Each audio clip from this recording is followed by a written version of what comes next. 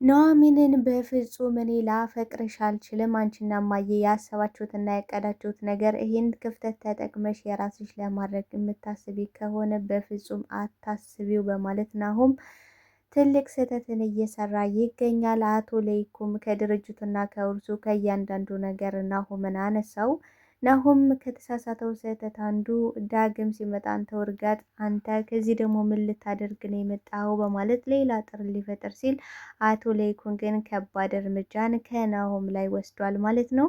አምራንም ከቤተሰቦቹና እንዲሁም ደግሞ ከሀብት ንብረቱ እንዲፈናቀልና እንዲወገድ አድርገዋለች። አምራን የራሷን እቅድና ሴራ ጠላልፋ ጥለዋለች። በስተ መጨረሻም አንተ ጋር መሆንበት ምንም አይነት ቻንስም እድልም አይኖረኝም በማለት እንግዲህ ባዶውን ባይተዋሩኑ እንዲቀር አድርገዋለች። ኑሐሚንም በበኩሏ እኔ አንተን አፍቅሬህ አላቅም፣ ለወደፊትም ላፈቅር አልችልም በማለት እንግዲህ ውስጧ ያለው ፍቅር ቢሆንም ነገር ግን ናሆም ከሚያሳያት ነገሮች አንጻር ሽምጥጥ አድርጋ ማፍቀሯን እና ከዚህ በፊትም እንግዲህ ለአባቷ እንደምታፈቅረው እንደምትወደው መናገሯን ክዳለች። እሱም ደግሞ ውሸት ሊሆን ይችላል በማለት እንግዲህ ለናሆም ስትነግረው ናሆምም ይሄ የራስ የሆነ ምክንያት ሊኖርሽ ይችላል በማለት ለኑሐሚን እየነገራት ይገኛል። ወይዘሮ ዝናሽን በጣም ተጨንቃለች፣ ፈርታለች። ምክንያቱም ዳግም እውነታውን ያፈርጣል ብላ እያሰበች እና እየጠበቀች ነው የሚገኘው። ምክንያቱም ዳግም በጣም ተበሳጭቶባት እና ተናዶባት ስለነበረ ስልክም አያነሳም ነበረ። እንዲሁም ለብቻው ጊዜ ማሳለፍ ይኖርብኛል በማለት እንግዲህ ከዛ ቤት ወጥቶ ለትንሽ ቀናት ከቆየ በኋላ አቶ ለይኩንም ወደዛ ቤት እንዲመለስና ከቤተሰቡም ጋር ይቅር ተባብለው ለትንሽ ጊዜ እነሱ ጋር እንዲኖር እድሉን ሰጥቶት ነበረ። ዳግምን በዚህ ምክንያት ሲሄድ ሌላ ነገር ያላሰበውና ያልጠበቀው ነገር ነበር የገጠመው። ሰላም ጤና ይስጥልኝ ውድና የተከበራችሁ የቻናሌ ቤተሰቦች ተወዳጁን ድራማ ኑሐሚን ክፍል 51ን ወደ እናንተ ይዤላችሁ መጥቻለሁ። በዚህ ክፍል ላይ ብዙ ነገሮች ተፈጥረዋል። ቀጣይስ ምን ሊፈጠር ይችላል የሚለውን ነገር የምናወራ ነው የሚሆነው። ታዲያ ቪዲዮውን ስትጀምሩ ላይክ እንድታደርጉና እስከ ቪዲዮ ፍጻሜ አብራችሁ እስከ መጨረሻ እንድትቆዩ በአክብሮት እየጋበዝኳችሁ፣ አምራንን በበኩሏ ማን ምን እንዳሰበ ማወቅ እችላለሁ፣ ምክንያቱም ደግሞ እኔ አምራን ነኝ። አሁን እናቴ ይህን ክፍተት ተጠቅማ ዝታብኝ ነው የሄደችው። ኑሐሚን እናንተን ለማቀራረብ እየሞከረች ነው በማለት ለናሆም ስትነግረው፣ ናሆምም ግራ ተጋብቶ ደንግጧል። ምን እኔ እኮ ትናደጃለሽ ትበሳጫለሽ ብዬ ነው እንጂ ኑሐሚን እና እናቴ ከእናቴ መኪና ላይ ሲወጡ አይቻቸው ነበረ፣ እያወሩ ነበረ በማለት እንግዲህ ሲነግራት፣ እሷም በቃ ሰራላታለሁ በማለት በውስጧ በቀልና ቂም ከዛ ቤት ዋና የምትገባበት ታርጌቷ ቤተሰቡን ለመበቀል እንደገና ሀብት ንብረቱን ለመውረስ ነበረ። ነገር ግን ያልሳካላት ቢልም አሁን ላይ ግን ወይዘሮ ዝናሽ እኔን ማሸነፍ አትችልም፣ እኔ ማን እንደሆንኩ አሳያታለሁ በማለት እንግዲህ ማንም ሳይሰማ ቤተሰቦችህ ማንም ሳያውቅ ሄደን መዘጋጃ እንፈራረማለን። ሲቀጥል ደግሞ እያንዳንዱን ንብረት አንተ የመጀመሪያ ልጅ እንደሆንክ መጠን እያንዳንዱ ገንዘብ ለአንተ ይገባል። እንደምንም ማሳምናቸው ገንዘቡን ወደ አንተ ልታደርግ ይገባል በማለት እንግዲህ ለናሆም ስትነግረው፣ ናሆምን በነገሩ ቢደነግጥም ነገር ግን እኔን ነው ቆይ ድርጅቱን ነው የምታገቢ በማለት ጥያቄ እያፋጠጣት ነው። ነገር ግን እኔ ቆሎ ቆልተን ጥሬ ቆርጥመን የሚባል ነገር በፍጹም አይገባኝም። በወዲ ያለው ልጅ ነው፣ እንደገና ደግሞ የተዳዳደለ ህይወት ያስፈልገናል በማለት እንግዲህ እንቅጩን እውነታውን ነግረዋለች። ነገር ግን እስካሁን ድረስ ናሆም ሊገባው አልቻለም። አይኑ ተጋርዷል ማለት ነው።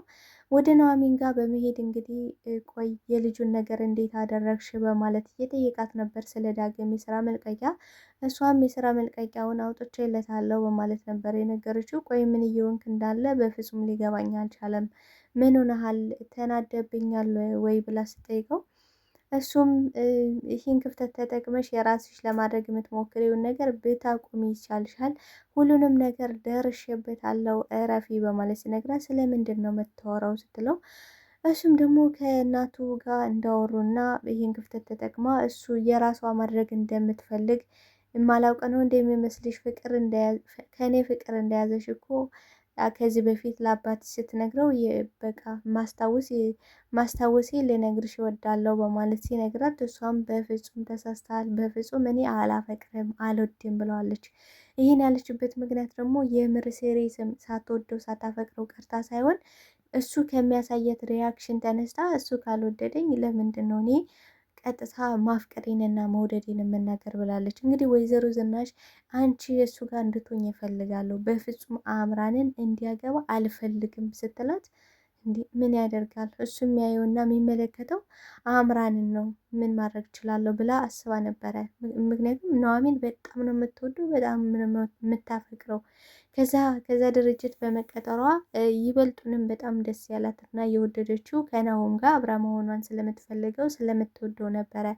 ነገር ግን እሱ በዚህ ምክንያት እንግዲህ ልቧን ስለሰበረው በፍጹም ላፈቅርህ አልችልም፣ አላፈቅርኩህምም፣ ያን ደግሞ የተናገርኩት ውሸቴን መሆኑን በምን ታውቃለህ ብለዋለች ማለት ነው። እሱም እንግዲህ ይህን ውሸት ያልሽበትን ምክንያት የራስሽ የሆነ ምክንያት ይኖርሻል፣ ግን ደግሞ እንደምታፈቅሪ ነው ማቀው ስላት እሷም ይሄ ነገር እስካሁን አንተ ጋር ከውስጥህ አልጠፋም፣ ስለዚህ አንተ ጋር የሆነ ስሜት ካለ አውጣው ተናገረው፣ ከዛ ውጭ ግን ምንም ነገር የለም በማለት እንቅጩን ነግረዋለች ማለት ነው።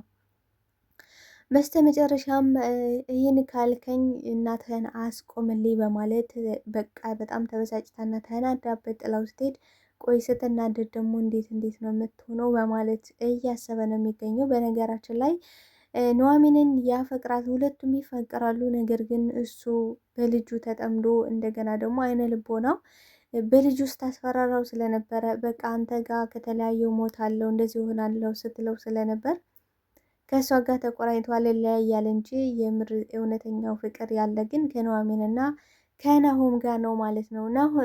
ዳግምን በሌላ በኩል በጣም ልቡ ተሰብሯል። ብቻውን በቃ ባይተዋር ሆኖ ከዛ ቤትም ሞቶ ብቻውን መንገድ ላይ ያንሰላሰለ ያለ አቶ ለይኩንም መጥተው ስለተፈጠረው ስለ እያንዳንዱ ነገር ይቅርታ አድርግልኝ ልጄ፣ በቃ እኔ እኮ ስሜታዊ ሆኜ ነው፣ እንደገና ደግሞ በአባት ጥፋት አንተም መናገር አልነበረብኝም በማለት እንግዲህ አቶ ለይኩን ለመናገር ሲሞክር፣ ዳግም ግን በበኩሉ በአባቴ ማንም ሰው እንዲመጣብኝ አልፈልግም፣ አባቴ ባልሰራው ኃጢአት ባልሰራው ወንጀል በጓደኞቹ እንዲሁም ደግሞ በጠላቶቹ ነው እንደዚህ እስር ቤት እንዲማቀቅና በእስር ቤት እንዲቆይ የተደረገው እንጂ በፍጹም አባቴን አውቀዋለሁ፣ ወንጀለኛ አይደለም፣ ወንጀልም የሚሰራ ሰው አይደለም፣ እናቴና እኔ ስለናፈቅ ነው ነበረ ከእስር ቤት ሞቶ የመጣ በማለት እንግዲህ እውነታውን ፍርጥ አድርገውታል ማለት ነው።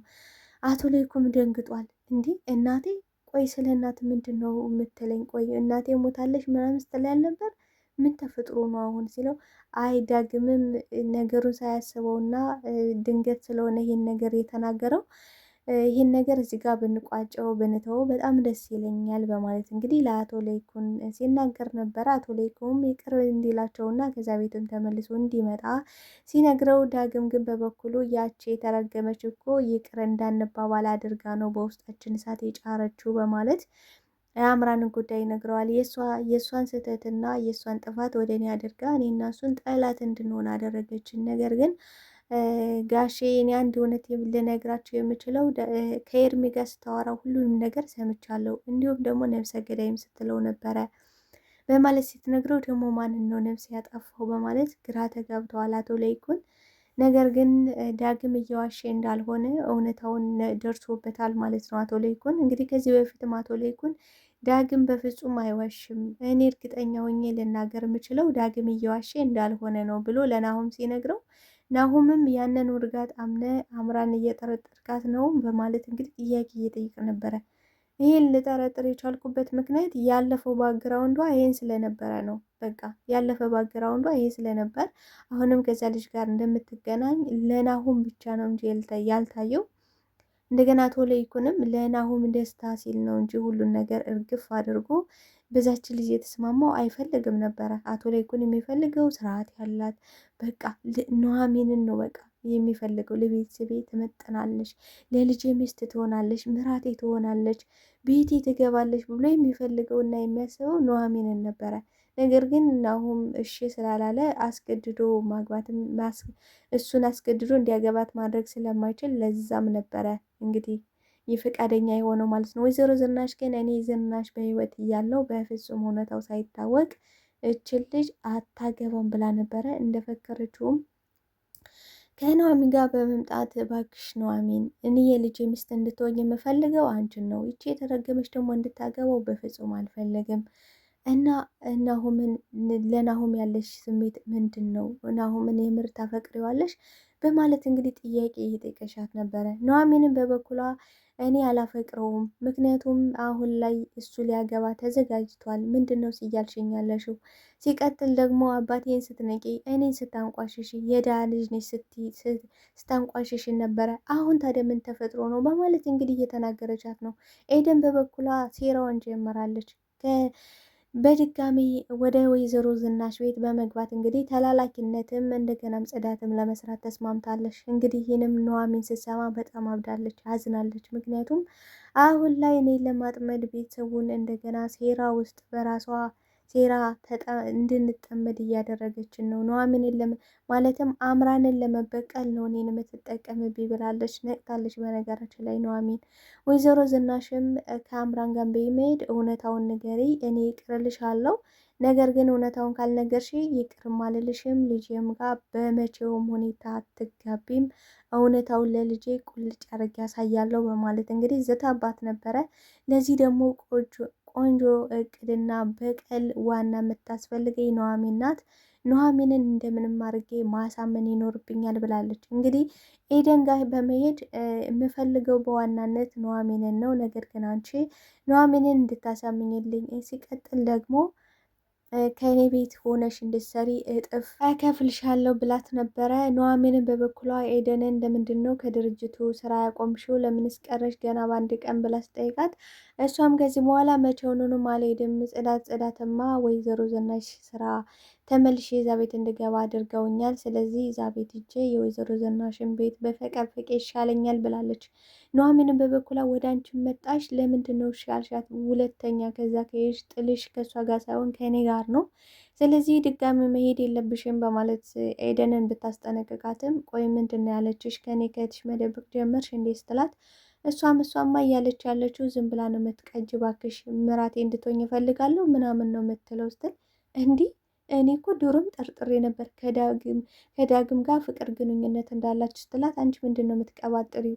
ዳግም ጋር ሳይሆን የናሁም ሚስቱ ነሽ፣ ምራቴ እንድትሆኝ እፈልጋለሁ ነው የምትኝ ስትላት፣ በቃ ከው ብላለች፣ ደንግጣለች። ጭራሽ ናሁም ጭራሽ ብላለች። በቃ ኑሐሚን እንዲሳካላት አይደለም ኑሐሚን እንድትወድቅ ኑሐሚን እንድትበደል በጣም ከሚፈልጉ ሰዎች አንዷ ኤደን ነች። ስለዚህ እንዴት ሊሆን ይችላል? እኔ ሰራተኛ ሆኜ እሷ ደግሞ ከዛ ቤት ምራቱና የቤት እመቤቱና ልትመጣ ብላ ቀውስ ሆናለች። በቃ ይህን እቅድማ ወይ መሆን የለበትም። ካልሆነ ደግሞ ወይዘሮ ዝናሽ ይህን ተጠቅማ ልትጎዳትና እሷን ልትበድላት ከሆነ በጣም ውስጤ ይረካል። ካልሆነ ግን እኔ እያሰብኩት ያለ ነገር ከሆነ በቃ አልችልም፣ እኔ አብዳለሁ ብላለች ማለት ነው። ስለዚህ አሁን ላይ ኑሐሚንም ወደዛ ቤት በመሄድ ወይዘሮ ዝናሽ ደንግጣለች ስትመጣ። እንዴ ወይዘሮ ዝናሽ እኔን ስታይ መደንገጥ ጀመርሽ እንዴ ብላለች ኑሐሚን። እንዴ ታዲያስ የጥቁር እንግዳ መጥቶብኝ እንዴት ነው ማልደነግጠው ብላለች። ዳግምም ወደዛ ቤት ሲመጣ ናሁም ሌላ ችግር ነው የፈጠረው ማለት ነው። ናሁም ከዛ ቤት በገባበት ሰዓት እንግዲህ ምንድነው ያደረገው? አንተ ውርጋጥ፣ ከዚህ ደግሞ ምን ትሰራለህ? ምን ልታረግስ መጣ? በማለት እንግዲህ ጥል ሲፈጠር ዳግምም እውነታውን ነግሬሃለሁ፣ እውነታውን መቀበል ካልቻልክ የራስ ጉዳይ፣ ነገር ግን አሁን ላይ ስላለኝ ነው የመጣሁኝ፣ ስለዚህ ከአንተ ጋር ጥል የምፈጥርበት ምንም አይነት ምክንያት የለኝም ብሏል ማለት ነው። ምክንያቱም እሱ ባይተዋር፣ አሁን እሱ ብቸኝነት ባይተዋር፣ በቃ ሁሉ ነገር መስቀልቀል ብሎበታል፣ ብቻውን ነው እና ለአቶ ለይኩንም ይህን እያንዳንዱን ነገር አውርቶት ነበረ እና አቶ ለይኩን ሰውን ለመረዳት ምንም ችግር የለባቸውም በነገራችን ላይ። አቶ ለይኩንም በሰዓቱ በጣም ተበሳጭቶና ተናዶ ስለነበረ ናሁም ከወጣህም አንተ ትወጣለህ፣ ከእያንዳንዱ ነገር አስወጥቻለሁ፣ በእንተ ፈንታ እንግዲህ ዳግም ድርጅቱን ይቆጣጠራል በማለት እንቅጩን ሲነግረው ወይዘሮ ዝናሽም ደስ ብሏታል።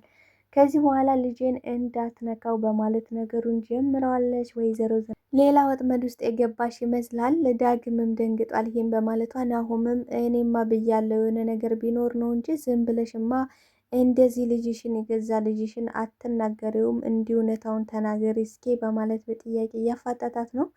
አቶ ለይኩንም ስርዓት ካልያዝክ ከዚህ ቤት ውጣልኝ በማለት እንግዲህ ናሁምን እላፊ ነገሮችን እየተነጋገሩ ነው። ቀጣይ ምን ሊፈጠር ይችላል ብላችሁ ታስባላችሁ ቤተሰብ? እስኪ እናንተ ሀሳብ አስተያየታችሁን በኮሜንት ሴክሽን ላይ አስቀምጡልኝ። አብራችሁ ስለምን ነበራችሁ